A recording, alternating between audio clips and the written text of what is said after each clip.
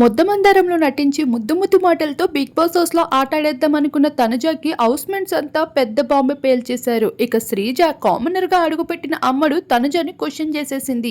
ఇక ఏ మాట కన్నా ఏదో ఒక కామెంట్ చేస్తున్నారు, మీరు మాట్లాడే తీరు బాలేదు అంటూ శ్రీజ చేసిన కామెంట్పై తనుజ తన రియాలిటీని బయట పెట్టేస్తూ కనిపించేసింది. ముద్దు ముద్దు మాటలు ఇక చెల్లవు అన్నట్లుగా అయితే హౌస్మేట్స్ అంతా ఒక్కసారిగా తనుజని టార్గెట్ చేస్తూ వచ్చేశారు.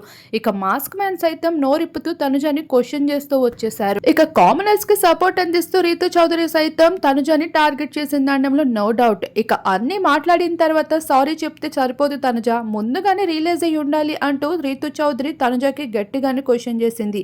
అయితే ఇక్కడ రీతుకి పెద్ద షాక్ తగిలింది. ఎక్కడంటే వీరిద్దరికి ఇచ్చిన బిగ్ బాస్ టాస్క్ లో రీతు పడిపోయి ఉన్నప్పుడు తనుజ నేనేం చేశా అన్నట్లుగా క్వశ్చన్ చేసిందే గానీ దెబ్బ తగిలిందని కన్సల్ట్ లేదు. ఇక ఆ విషయంపై తనుజ పైన ఫైర్ అవుతూ వచ్చేసింది రీతు.